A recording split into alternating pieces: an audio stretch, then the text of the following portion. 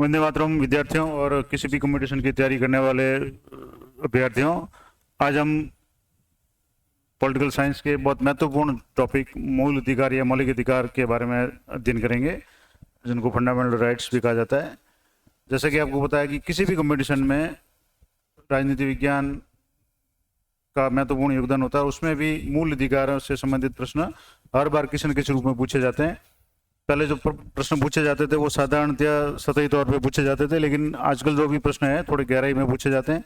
इसलिए मैं प्रयास करूंगा कि मूल अधिकारों से संबंधित जो भी बातें हैं वो मैं डिटेल में बताने का प्रयास करूं। थोड़ा वीडियो लंबा हो सकता है, लेकिन पूर्ण जानकारी देने का प्रयास करूंगा। तो आइए शुरू करते हैं मूल अधिकारों के बारे में। और ये विभिन्न प्रतियोगिता परीक्षाओं के बारे में बहुत महत्वपूर्ण है। तो जैसे पहला टॉपिक है कि मौलिक अधिकार क्या है, तो ये उन मूलभूत दशाओं की गारंटी है जिनके बिना न तो लोकतंत्र प्रभावी हो सकता है और न ही लोकतंत्र के अंतिम लक्ष्य यानी व्यक्ति का विकास संभव है। यानी जो मूल अधिकार है वो लोकतंत्र को प्रभावी रखने के लिए एक आवश्यक शर्त है। और इसका महत्व है कि संविधान की राजनीतिक, सामाजिक न्याय, समता, स्वतंत्रता का दृढ़ संकल्प इन अधिकारों के बिना शब्दों के अतिरिक्त कुछ नहीं है। यानी अगर संविधान में मूल अधिकार नहीं दिए जाए तो सारे जो भी संविधान के जो प्रावधान है वो एक शब्दों के अतिरिक्त कुछ नहीं होंगे, यानी इनका बहुत बड़ा रोल है। नेक्स्ट जो है कि प्रावधान कहाँ किया गया, तो मूल अधिकारों का जो प्रावधान है मौलिक अधिकारों का, वो संविधान के भाग 3। कई बार ये प्रश्न छोटे छोटे भागों में, ये जो ऑब्जेक्टिव टाइप में भाग पूछ लेते हैं या अनुच्छेद पूछे जाते हैं कि किस से किस अनुच्छेद तक है। तो यहाँ सबसे महत्वपूर्ण बात है कि जो संविधान के भाग 3 के अनुच्छेद 12 से लेकर के 35 तक मूल अधिकारों का जो उल्लेख है और किन के विरुद्ध है। तो अनुच्छेद 12 के अनुसार ये जो भी मौलिक अधिकार है ये राज्य के विरुद्ध है। अब राज्य क्या होता है या राज्य की परिभाषा में कौन कौन आएंगे वो मैं आगे बता दूंगा। नेक्स्ट है कि मूल अधिकार नागरिकों के सर्वांगीण विकास के लिए आधारभूत होते हैं। इनके बिना नागरिकों के व्यक्तित्व का विकास संभव नहीं होता। इन अधिकारों की व्यक्ति के जीवन में महत्ता के कारण इन्हें देश के संविधान में शामिल कर दिया जाता है। और विधानमंडल द्वारा पास किया गया कोई भी कानून अथवा सरकार का कोई भी आदेश इन अधिकारों का उल्लंघन नहीं कर सकता, इसलिए इनको मूल अधिकार कहा जाता है। और नागरिक अपने मौलिक अधिकारों की रक्षा के लिए न्यायालय की शरण ले सकता है और न्यायपालिका मौलिक अधिकारों की रक्षा करती है। तो नेक्स्ट जो है कि इसके संबंध में कुछ ऐतिहासिक दृष्टि से देखें या परिप्रेक्ष्य में देखें तो 1789 की जो फ्रांस में राष्ट्रीय विधानसभा ने मौलिक अधिकारों की घोषणा की थी। और मौलिक अधिकारों का सबसे पहले जो उल्लेख है संयुक्त राज्य अमेरिका के संविधान में 1791 में संविधान के प्रथम 10 संशोधनों द्वारा शामिल किए गए, अर्थात संविधान के प्रवर्त होने के 2 वर्ष पश्चात नए अधिकार के रूप में शामिल किया गया था। यानी सबसे पहले संयुक्त राज्य अमेरिका के संविधान में शामिल किए गए। वैश्विक मानवाधिकारों की घोषणा संयुक्त राष्ट्र संघ द्वारा 10 दिसंबर 1948 को की गई और इसीलिए 10 दिसंबर को मानवाधिकार दिवस भी मनाया जाता है। और मानवाधिकारों का अंतर्राष्ट्रीय घोषणा पत्र भी इसको कहा जाता है। नेक्स्ट है कि मूल अधिकारों की आवश्यकता। अब हमें मूल अधिकारों की आवश्यकता क्यों पड़ती है, इसके कुछ पॉइंट है वो आपको गौर से देखने हैं। पहला है कि मूल अधिकारों को संविधान में शामिल करने के कुछ प्रमुख आधार है। पहला आधार है मौलिक अधिकार संविधान के मूल तत्व है। दूसरा, ये भारतीय लोकतंत्र की आधारशिला है, इनके बिना लोकतंत्र है वो खोखला हो जाएगा। मौलिक अधिकार नागरिकों को राज्य की तानाशाही के विरुद्ध संरक्षण देते हैं, यानी जैसा कि मैंने शुरुआत में बताया था ये राज्य के विरुद्ध है और नागरिकों को सुरक्षा या संरक्षण प्रदान करते हैं। मौलिक अधिकारों ने नागरिकों और सरकार के संबंधों को निश्चित किया है, यानी संबंधों के बीच में समन्वय स्थापित करने का काम किया है। मौलिक अधिकारों ने अल्पसंख्यकों को सुरक्षा प्रदान की है। मौलिक अधिकारों से सामाजिक, आर्थिक और राजनीतिक न्याय स्थापित करने में भी सहायता मिलती है। और मौलिक अधिकार साधारण कानूनों से श्रेष्ठ होते हैं। ये कुछ उसकी विशेषताएं थी। अब मौलिक अधिकारों का जो कुछ महत्व है वो कुछ पॉइंटों में अपन देखेंगे। तो मौलिक अधिकार मानव जीवन के लिए अत्यधिक महत्वपूर्ण है। इनके महत्व को निम्नलिखित बिंदुओं द्वारा समझा जा सकता है। सबसे पहला महत्व है कि लोकतंत्र का आधार स्तंभ है। मौलिक अधिकार लोकतंत्र की आधारशिला है और ये उन परिस्थितियों का निर्माण करते हैं जिनके माध्यम से नागरिकों की शारीरिक, मानसिक तथा नैतिक उन्नति संभव होती है। अगर अधिकार नहीं होंगे तो व्यक्ति का जो मानसिक, शारीरिक जो भी विकास है वो संभव नहीं हो पाएगा। मौलिक अधिकार नागरिकों के लिए आधारभूत परिस्थितियों और स्वतंत्रता की व्यवस्था करते हैं और उनके द्वारा ही स्वच्छ लोकतंत्र की स्थापना हो सकती है, क्योंकि बिना अधिकार के लोकतंत्र में व्यक्ति है वो अपना कोई भी कार्य नहीं कर पाएगा। तो दूसरा इसका जो महत्व है कि स्वतंत्रता, समानता और न्याय की स्थापना। मौलिक अधिकार नागरिकों को स्वतंत्रता, समानता, सुरक्षा और न्याय प्रदान करते हैं। मौलिक अधिकार किसी दल विशेष की तानाशाही, जैसे लोकतंत्र में सभी लोगों का जो सहयोग जरूरी है और तानाशाही को स्वीकार नहीं किया जाता, तो उसी तरह से ये मूल अधिकार है वो तानाशाही को रोकने का काम। उसके अलावा शासन के अधिकारों की शक्ति से नागरिकों की रक्षा करते हैं, यानी जो भी राजतंत्र या जो भी सरकार है उसको निरंकुश होने से बचाते हैं और अधिकार शासन और विधानमंडल के ऊपर अंकुश लगाते हैं, यानी सरकार पे या राज्य पे ये नियंत्रण करने का, अंकुश लगाने का काम करते हैं। विशेष रूप से अल्पसंख्यकों की रक्षा करते हैं, और अल्पसंख्यक किसी भी तरीके से हो सकते हैं, धार्मिक आधार पे या अन्य किसी आधार पे। तीसरा इसका जो महत्व है कि विधायिका और कार्यपालिका की सीमा निर्धारण। मूल अधिकार है वो विधायिका और कार्यपालिका, आपको पता होगा कि विधायिका और कार्यपालिका और न्यायपालिका जो 3 टर्म है वो बहुत महत्वपूर्ण होते हैं। तो विधायिका और कार्यपालिका यानी जो भी संसद है और जो भी मंत्रिमंडल वगैरह, इन सबको संविधान द्वारा एक निश्चित सीमा में रहने के निर्देश देते हैं, जिससे सरकार के स्वेच्छाचारी व्यवहार पर अंकुश लगाया जा सके, यानी तानाशाही को रोका जा सके। तो ये भी इसका एक बहुत बड़ा महत्व है। नेक्स्ट है मूल अधिकार कानून से श्रेष्ठ है। मौलिक अधिकार साधारण कानून से श्रेष्ठ होते हैं और जनता और सरकार दोनों के लिए इनका आदर करना जरूरी होता है। ये मानवीय स्वतंत्रता के मापदंड और संरक्षक दोनों हैं। इनका अपना मनोवैज्ञानिक महत्व है और इनका उल्लंघन नहीं किया जा सकता। तो ये एक महत्व था। दूसरा है मौलिक अधिकारों की कुछ विशेषताएं, प्रमुख विशेषताएं क्या क्या है जो भारतीय संविधान में मौलिक अधिकार दिए गए हैं, उनमें कुछ प्रमुख विशेषताएं निम्न प्रकार से हैं। पहली जो विशेषता है कि व्यापक और विस्तृत। भारतीय संविधान के अनुच्छेद 12 से लेकर के 35 तक लगभग 24 अनुच्छेद में भाग 3 में इनका वर्णन किया गया है। और मूल संविधान में 7 प्रकार के मौलिक अधिकार नागरिकों को प्रदान किए गए थे, लेकिन 44वें संविधान संशोधन के द्वारा 1978 में संपत्ति के अधिकार को मौलिक अधिकारों की श्रेणी से बाहर कर दिया गया। अब नागरिकों को केवल 6 मौलिक अधिकार प्राप्त है, और दुनिया के अन्य संविधानों में मौलिक अधिकारों का इतना विस्तृत और व्यापक वर्णन कहीं नहीं मिलता जितना भारत के संविधान में। तो ये एक तो मौलिक अधिकार विशेषता होगी कि ये विस्तृत और व्यापक है। दूसरी ये है कि असीमित नहीं है। इतने विस्तृत और व्यापक होते हुए भी ये अनलिमिटेड या असीमित नहीं है। भारतीय संविधान द्वारा नागरिकों को दिए गए मौलिक अधिकार असीमित नहीं है। सामाजिक हित, न्याय, सुरक्षा, मित्र राष्ट्रों के साथ संबंधों आदि को ध्यान में रखकर इन्हें सीमित करने की शक्ति संविधान ने राज्य को दी है। यानी किसी भी चीज़ पे अंकुश भी जरूरी है, तो राज्य मूल अधिकारों पर युक्तियुक्त प्रतिबंध लगा सकता है। यानी जहाँ आवश्यकता होती है और युक्तियुक्त होता है वहाँ प्रतिबंध लगा सकता है। प्रतिबंध लगाना सही है गलत है इसका निर्णय न्यायालय करता है। अतः मूल अधिकार वाद योग्य है। वाद योग्य का मतलब मूल अधिकारों के संबंध में न्यायालय में वाद दायर कर सकते हैं। और संविधान ने प्राकृतिक अधिकारों के सिद्धांत को अस्वीकार करके ये स्पष्ट कर दिया कि मौलिक अधिकार असीमित नहीं है, क्योंकि प्राकृतिक अधिकार असीमित होते हैं लेकिन मौलिक अधिकार असीमित नहीं है। उनकी एक सीमा है और उसमें राज्य हित में या युक्तियुक्त कोई भी प्रतिबंध है वो राज्य लगा सकता है। नेक्स्ट है केंद्र और राज्यों की शक्ति पर प्रतिबंध। मौलिक अधिकारों की महत्वपूर्ण विशेषता ये है कि ये मौलिक अधिकार केंद्र, राज्य सरकार, जिला परिषद, नगर निगमों या जो भी राज्य के अंतर्गत आते हैं वो, या मैं आगे इसमें बता दूंगा, तो नगर पालिकाओं, ग्राम पंचायतों या पंचायत समिति आदि की शक्ति के रूप में प्रतिबंध लगाते हैं कि इकाइयाँ मौलिक अधिकारों में दी गई है। यानी इन की जो निरंकुशता को रोकने का जो प्रावधान है वो मौलिक अधिकारों द्वारा होता है। और सकारात्मक और नकारात्मक दोनों स्वरूप है। मौलिक अधिकारों की विशेषता है कि ये भी है कि कुछ इसमें सकारात्मक पक्ष है और कुछ नकारात्मक, जैसे कि नागरिकों को कुछ कार्य करने का अधिकार दिया गया है तो ये सकारात्मक पक्ष हो गया, और कुछ कार्यों का निषेध भी किया गया यानी मना भी किया गया तो वो नकारात्मक हो गया। जैसे उदाहरण के तौर पे अनुच्छेद 19 में कहा गया कि भाषण की स्वतंत्रता है, वो नागरिकों को सकारात्मक मौलिक अधिकार है यानी बोलने की आज़ादी है, सकारात्मक हो गया। जबकि अनुच्छेद 17 में छुआछूत को खत्म करने वाला अधिकार है वो नकारात्मक स्वरूप का है, हालांकि है लोक हित में है लेकिन उसका जो स्वरूप है वो नकारात्मक हो, यानी छुआछूत का विरोध किया गया जबकि स्वतंत्रता को अलाउ किया गया। तो इस तरह से सकारात्मक और नकारात्मक दोनों स्वरूप मूल अधिकारों के हैं। अगली विशेषता है कि कुछ मौलिक अधिकार है वो विदेशियों को भी प्रदान किए गए। तो आमतौर पर कोई भी देश अपने संविधान द्वारा विदेशियों को मौलिक अधिकार नहीं देता, लेकिन भारतीय संविधान ने कानून के समक्ष समानता और मजहबी या धार्मिक स्वतंत्रता जैसे कुछ मौलिक अधिकार है वो विदेशियों को भी दिए हैं। कुछ सिर्फ भारतीय नागरिकों को प्राप्त है। अब कौन से हैं वो आप एक बार देख लें कि अनुच्छेद 15, 16, 19, 29 और 30 में प्राप्त अधिकार केवल भारतीय नागरिकों को प्राप्त है। इनके अलावा अन्य जो भी मूल अधिकार है वो विदेशियों को भी प्राप्त है। यानी कि भारतीयों को जो विशेष रूप से प्राप्त है 15, अनुच्छेद 16, अनुच्छेद 19, अनुच्छेद 29 और अनुच्छेद 30, इन अनुच्छेद में जो भी अधिकार है वो सिर्फ भारतीयों को प्राप्त है। अभी आगे मैं कौन कौन से, ये 15 में कौन से हैं, अनुच्छेद 16 में कौन से वो बता दूंगा। इसके अलावा जो अन्य है वो विदेशियों को भी प्राप्त है।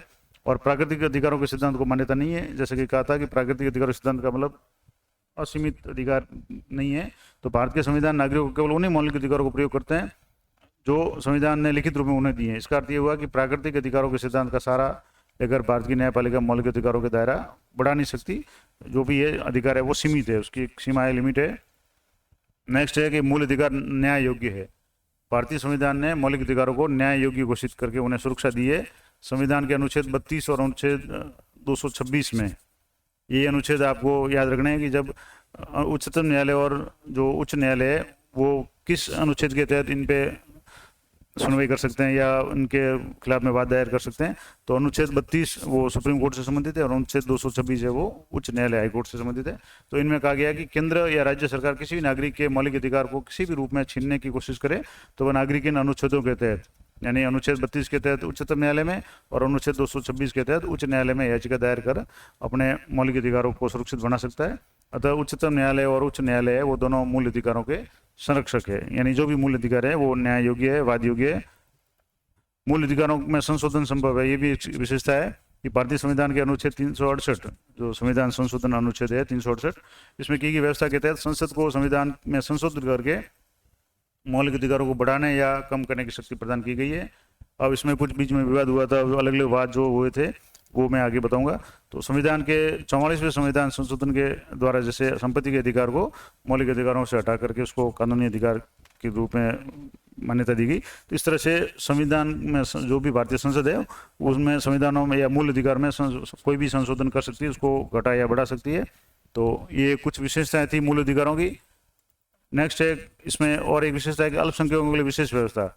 मूल अधिकारों में भारतीय संविधान ने अनुच्छेद 25 से 30 के तहत अल्पसंख्यकों के हितों को सुरक्षित बनाने के लिए विशेष ध्यान दिया है।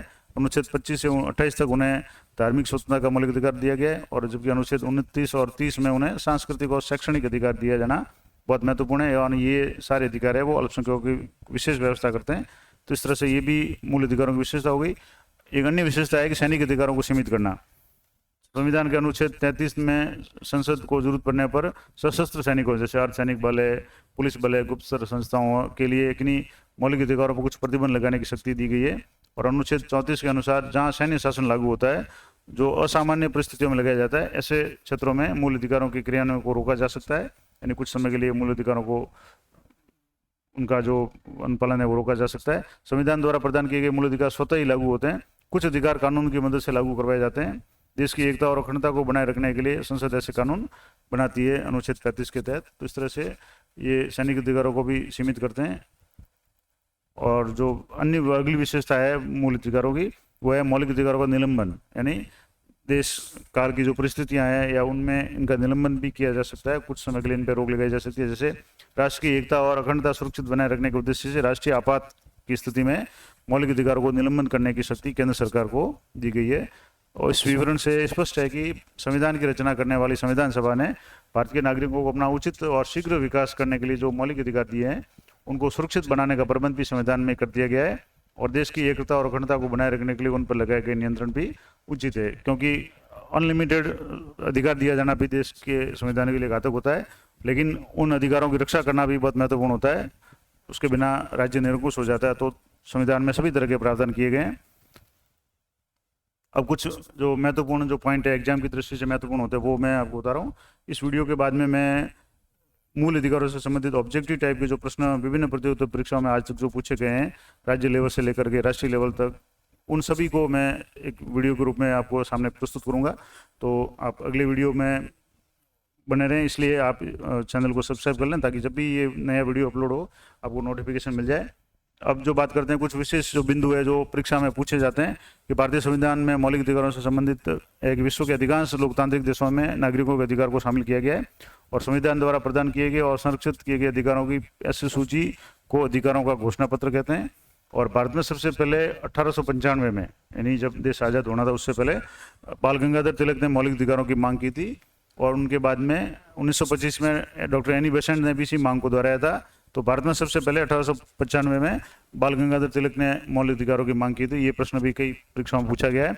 उसके बाद में 1928 में नेहरू समिति, यानी जो मोतीलाल नेहरू थे उनके अध्यक्षता में जो समिति थी उसने भारतीयों के लिए मौलिक अधिकारों की मांग की थी। और 1945 में सप्रू समिति ने मौलिक अधिकारों का मामला उठाया था और संविधान स्वतंत्रता प्राप्ति के बाद संविधान में मौलिक अधिकारों का उल्लेख किया गया है। और ये मूल अधिकार या मौलिक अधिकार है ये अमेरिका के संविधान से लिए गए हैं भारत में। जैसे आज जो नीति निर्देशक तत्व है वो आयरलैंड के संविधान से लिए गए, उसी तरह से मूल अधिकार है वो अमेरिका के संविधान से लिए गए।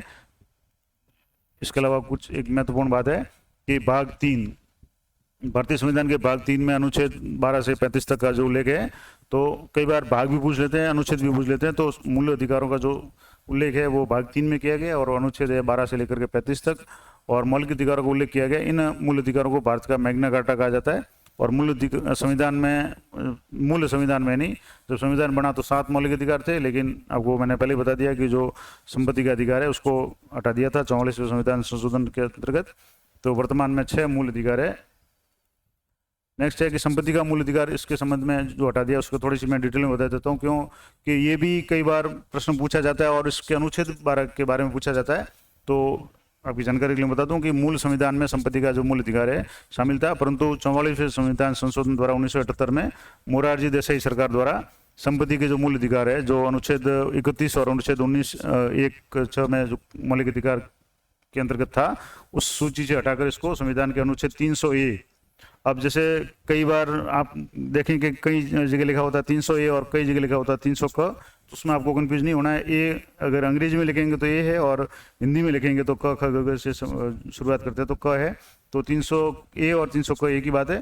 तो अनुच्छेद 300(a) के अंतर्गत कानूनी अधिकार बना दिए गए। अतः ये एक संवैधानिक अधिकार है जिसका उल्लेख संविधान के जो भाग है 12 में किया गया, और अध्याय 4 में करके 300(क) में कहा गया है कि विधि के प्राधिकार के बिना व्यक्तियों को संपत्ति से वंचित नहीं किया जाएगा। यानी जो मूल अधिकार से हटाकर इसको एक कानूनी अधिकार का रूप दिया गया है। तो ये संपत्ति के अधिकार संबंध में बात थी। अब जैसे अनुच्छेद 12 के बारे में काफ़ी कम जानकारी होती है और काफ़ी कम लोग जानते हैं। अनुच्छेद 12 में मूल अधिकारों को राज्यों के विरुद्ध संरक्षण प्राप्त है, जैसा कि शुरुआत में मैंने बताया था। और अनुच्छेद 12 में राज्य की परिभाषा दी गई है कि राज्य में कौन कौन आएंगे। तो अनुच्छेद 12 में राज्य को परिभाषित करते हुए इसमें भारत सरकार, संसद, राज्य सरकारें, राज्य विधानमंडल यानी विधानसभा वगैरह, सभी स्थानीय प्राधिकरण, नगर पालिकाएं, पंचायतें, जिला बोर्ड, न्यास वगैरह, और अन्य प्राधिकरण जैसे ONGC, LIC वगैरह, इतनी बड़ी संस्थाएं, ये सारे राज्य में शामिल है। तो इस तरह से अनुच्छेद 12 में ये राज्य का जो व्याख्या की गई है। मौलिक अधिकार राज्य के विरुद्ध प्राप्त होने वाले अधिकार है, इसलिए उनका उल्लेख अनुच्छेद 12 के अंतर्गत किया गया है। और अनुच्छेद 12 में राज्य की परिभाषा भी दी गई है, जैसा कि मैंने बता दिया।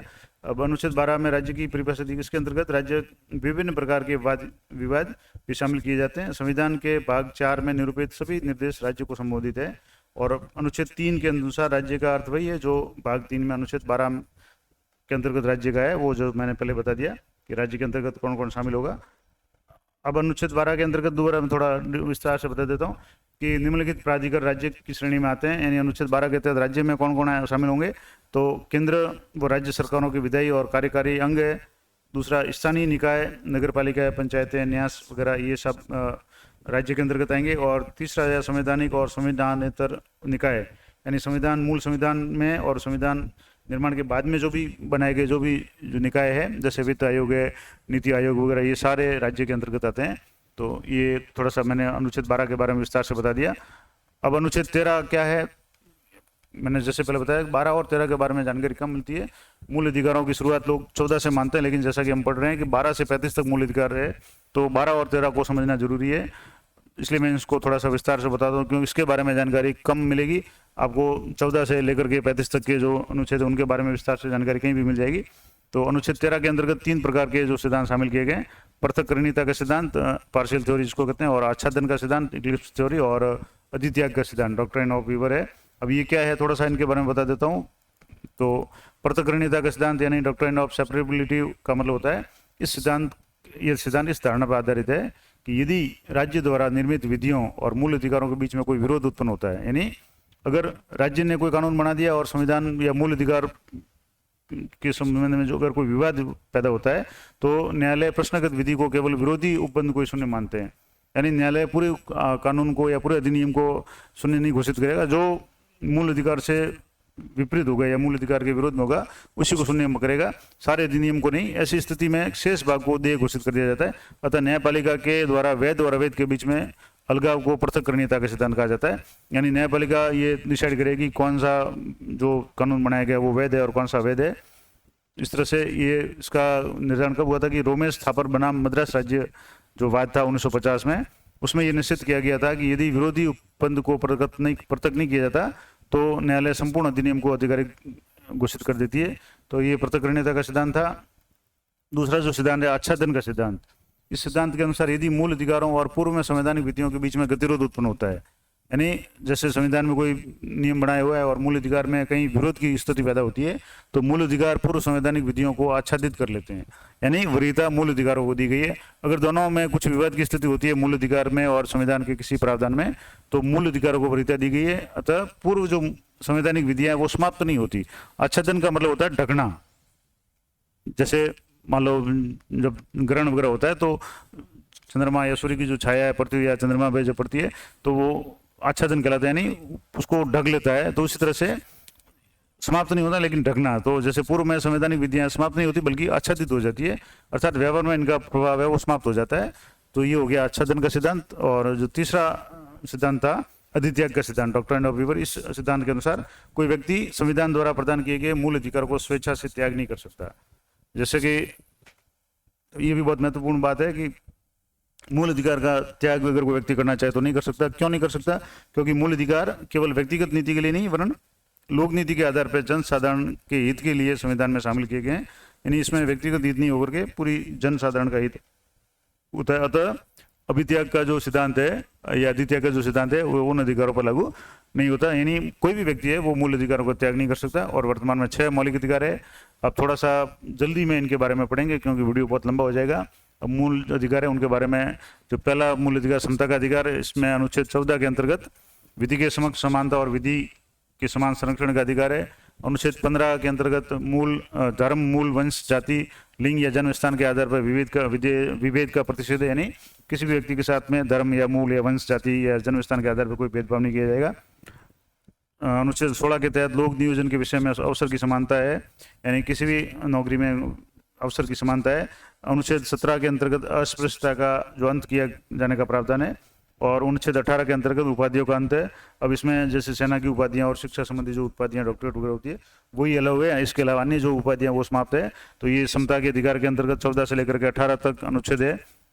नेक्स्ट है स्वतंत्रता का अधिकार, इसमें अनुच्छेद 19 से लेकर के 22 तक है। अनुच्छेद 19 के अनुसार वाक स्वतंत्रता यानी कुछ विषयक अधिकारों का संरक्षण, यानी बोलने की संबंधी जो भी स्वतंत्रता है वो इसमें आएगी। अनुच्छेद 20 में अपराधों के लिए दोषसिद्धि के संबंध में संरक्षण है कि उनको गिरफ्तारी से छूट या उसको वकील करने की छूट या जिस तरह के जो कुछ प्रावधान है। अब इसमें डिटेल में बना देंगे तो बहुत लंबा हो जाएगा, तो मैं शॉर्ट में बता रहा हूँ। अनुच्छेद 21 के तहत प्राण और देह स्वतंत्रता का संरक्षण है, ये अधिकार है।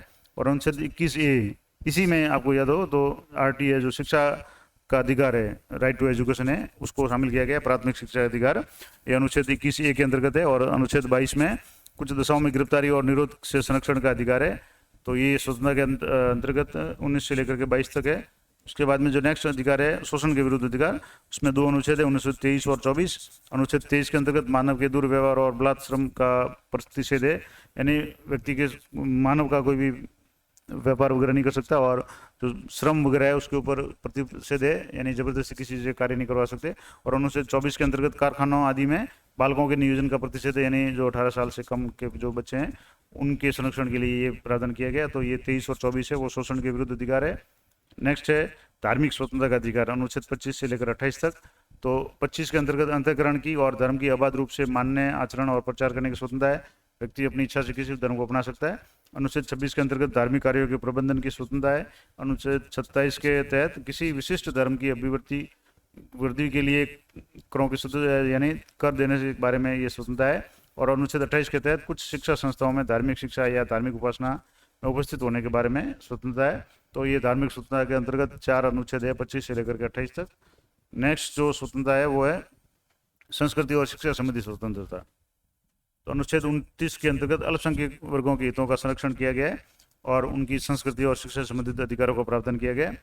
अनुच्छेद 30 के अंतर्गत शिक्षा संस्थानों की स्थापना, यानी जो भी धार्मिक अल्पसंख्यक वर्ग है अपने धर्म की शिक्षा के लिए शिक्षा संस्थानों की स्थापना कर सकते हैं। प्रशासन करने का अल्पसंख्यक वर्गों को अधिकार दिया गया है। और अनुच्छेद 31 को निश्चित कर दिया गया है, यानी इसमें संपत्ति के अधिकार का जो उल्लेख था इसको अब संविधान से हटा दिया गया है, यानी मूल अधिकार से हटा दिया गया है, इसको 300 के तहत कानूनी अधिकार का जो प्रावधान दिया है। तो संस्कृति और शिक्षा संबंधी अधिकार में अभी 2 अधिकार है, 29 और 30 अनुच्छेद के अंतर्गत। अब जो अंतिम जो है वो है संवैधानिक उपचारों का अधिकार, इसमें अनुच्छेद 32 से लेकर के 35 तक जो प्रावधान है अनुच्छेद 32 के 33 भाग के द्वारा प्रदत्त अधिकारों को परिवर्तित कराने के लिए उपचार है, यानी संवैधानिक उपचारों का जो अधिकार है बहुत महत्वपूर्ण है। इसके अलावा अनुच्छेद 32 को निश्चित कर दिया गया, यानी अब उसको अप्रभावी कर दिया है। अनुच्छेद 33 इसके अंतर्गत इस भाग के द्वारा प्रदत्त अधिकारों का बलों आदि को लागू करने में और रूपांतरण करने में संसद की शक्ति है, यानी कि सुरक्षा बलों से संबंधित नियंत्रण रखने से संबंधित अधिकार है। और अनुच्छेद 34 के अंतर्गत जब किसी क्षेत्र में सेना विधि प्रवृत्त है, जहाँ मार्शल लॉ या जो सैनिक शासन लागू किया जाता है, कानून लागू किया जाता है, तब इसके द्वारा अधिकारों को निर्बंधन का प्रावधान किया गया है। और अनुच्छेद 35 के अंतर्गत इस भाग के अंतर्गत उपबंधों को प्रभावी करने के लिए विधान किया गया है। तो इस तरह से संवैधानिक उपचारों का अधिकार है 32 से लेकर के 35 है, और इसमें से 32 है वो बहुत महत्वपूर्ण है, जिसको डॉक्टर भीमराव अम्बेडकर ने इसकी जो संविधान की जो आत्मा कहा था।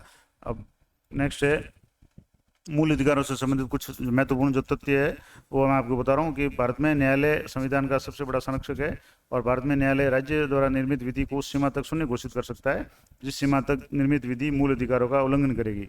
यानी कोई भी अधिकार, अगर संसद ने कोई कानून बनाया और वो जिस लिमिट तक, जिस सीमा तक मूल अधिकारों का उल्लंघन करता है, तो उस सीमा तक न्यायालय उसको शून्य घोषित कर सकता है। दूसरा है मौलिक अधिकार भारतीय संविधान में संयुक्त राष्ट्र संघ के संविधान से लिए गए हैं। ये राजनीतिक लोकतंत्र की स्थापना करते हैं, और सर्वोच्च न्यायालय मूल अधिकारों का संरक्षक है, ये पहले भी मैंने बता दिया। और आपातकाल में अनुच्छेद 19 निलंबित होता है, जबकि अनुच्छेद 20 और 21 निलंबित नहीं होते हैं। ये भी एक महत्वपूर्ण बात है। कंपटीशन में इसी तरह के छोटे छोटे जो पॉइंट है उनको पूछा जाता है, तो इनको मैंने कलर से थोड़ा हाईलाइट कर दिया है ताकि थोड़ा ध्यान आपका उन पे जाए। तो अनुच्छेद 21 को निलंबित नहीं होता है, जबकि निलंबित हो सकता है, लेकिन 19, 20 और 21 निलंबित नहीं होते। इसके अतिरिक्त अन्य मौलिक अधिकारों को निलंबित या स्थगित करने का अधिकार है राष्ट्रपति में नहीं थे, जो कि अनुच्छेद 359 के द्वारा है। और मौलिक अधिकारों पर प्रतिबंध लगाने का अधिकार संसद को प्राप्त है, वह मौलिक अधिकारों को सीमित या समाप्त कर सकती है। अब जैसा कि ये संपत्ति के अधिकार के बारे में 44वें संशोधन द्वारा किया गया था, इसमें भी कुछ लिमिट है, वो मैं आपको बताऊंगा। मौलिक अधिकारों को, अब जैसे महत्वपूर्ण जो बातें हैं, ये कई बार परीक्षा में जो पॉइंट पूछे जाते हैं, इसलिए मैं इनको शामिल कर रहा हूँ, और कंफ्यूजन भी इसमें दूर हो जाएगा आपका कि संविधान, जो जवाहरलाल नेहरू ने संविधान की आत्मा किसको कहा है? मूल अधिकारों को, यानी जो पूरे मौलिक अधिकार है उनको संविधान की आत्मा पंडित जवाहरलाल नेहरू ने कहा। जबकि अनुच्छेद 32 को, जो अनुच्छेद 32 यानी संवैधानिक उपचारों का अधिकार है, उसके अंतर्गत अनुच्छेद 32 को डॉक्टर भीमराव अम्बेडकर ने संविधान की आत्मा कहा है। तो कई बार प्रश्न थोड़ा सा गौर करें कि अगर मूल अधिकारों का पूछा है तो पंडित जवाहरलाल नेहरू ने, और अनुच्छेद 32 को पूछा जाए तो डॉक्टर भीमराव अम्बेडकर ने संविधान की आत्मा बताया है। और संसद को मौलिक अधिकारों को संशोधित करने की शक्ति प्राप्त है, लेकिन 1967 के गोलकनाथ बनाम जो पंजाब वाद था, उसमें राज्य मुकदमे में सर्वोच्च न्यायालय ने अपने निर्णय में घोषणा की कि भविष्य में संसद मौलिक अधिकारों को संशोधित नहीं करेगी। लेकिन फिर 24वां संविधान संशोधन है 1971 में, संसद द्वारा संसद को पुनः मौलिक अधिकारों में संशोधित करने की शक्ति प्रदान की गई। यानी 1967 में गोलकनाथ में वाद में तो रोक लगा दी थी, लेकिन 1971 में वापस संसद को शक्ति प्रदान की गई कि वो मूल अधिकारों में संशोधन कर सकती है। लेकिन जब विवाद बढ़ा तो सर्वोच्च न्यायालय ने केशवानंद भारती बनाम केरल राज्य जो वाद है, उसमें कहा कि संविधान, जो संसद है, मौलिक अधिकारों में परिवर्तन तो कर सकती है, लेकिन उसके मूल ढांचे में परिवर्तन नहीं कर सकती। यानी मूल स्वरूप में मूल अधिकारों के या जो भी संविधान के मूल स्वरूप में कोई परिवर्तन नहीं किया जा सकता। ठीक है, उसके कुछ अधिकारों में परिवर्तन संसद है वो कर सकती है। तो ये केशवानंद भारती विवाद था। अब मौलिक अधिकारों का महत्व है, तो मौलिक अधिकार नागरिकों के व्यक्तिगत विकास के लिए कानून का शासन और समानता लोकतंत्र का मूल आधार है। सरकार की निरंकुशता पर प्रतिबंध लगाते हैं और कानून का शासन स्थापित करते हैं। मौलिक अधिकार लोकतांत्रिक व्यवस्था और नागरिकों की स्वतंत्रता के अधिकार है। मौलिक अधिकार राज्य और नागरिकों के संबंध सुनिश्चित करते हैं और सामाजिक और आर्थिक न्याय को बढ़ावा देते हैं। और मौलिक अधिकार संविधान के आधार स्तंभ है। कुछ महत्वपूर्ण बातें। अब कुछ अधिकार जो केवल भारतीयों को प्राप्त है, तो उन एक बार मैं दोबारा रिपीट कर देता हूँ, इंपॉर्टेंट इसलिए कि अनुच्छेद 15, 16, 19, 29 और 30 इनमें वर्णित जो भी मौलिक अधिकार है वो केवल भारतीय नागरिकों को प्राप्त है, जबकि कुछ अधिकार है वो भारतीय और विदेशियों को भी प्रदान किए गए। जैसे अनुच्छेद 14, उसके बाद में 20, 21, 22, 23, 24, 25, 26, 27 और 28 जो भारतीय नागरिकों और विदेशियों दोनों को प्राप्त है। केवल शत्रु देश के लोगों को छोड़ करके ये दूसरे अन्य जो देशों के नागरिक है यानी विदेशी है, उनको भी ये अधिकार प्राप्त है। तो ये महत्वपूर्ण आपको ये याद रखना है कि 15, 16, 19, 29 और 30 इनके अलावा जो दूसरे हैं वो विदेशियों को प्राप्त है, ये केवल भारतीय नागरिकों को प्राप्त है। तो इस तरह से ये मूल अधिकार से संबंधित जो टॉपिक है वो पूरा हुआ। मैंने प्रयास किया है कि मूल अधिकारों से संबंधित जो भी महत्वपूर्ण चीज़ें हैं, जो भी कंपटीशन में किसी भी रूप में पूछी जाती है, सभी को शामिल करने का प्रयास किया है। और अनुच्छेद 12 और 13 के संबंध में जानकारी कम होती है तो उसको मैंने थोड़ा सा विस्तार से बताया। अगर एक एक मूल अधिकार की व्याख्या करने जाएंगे तो वीडियो बहुत लंबा हो जाएगा।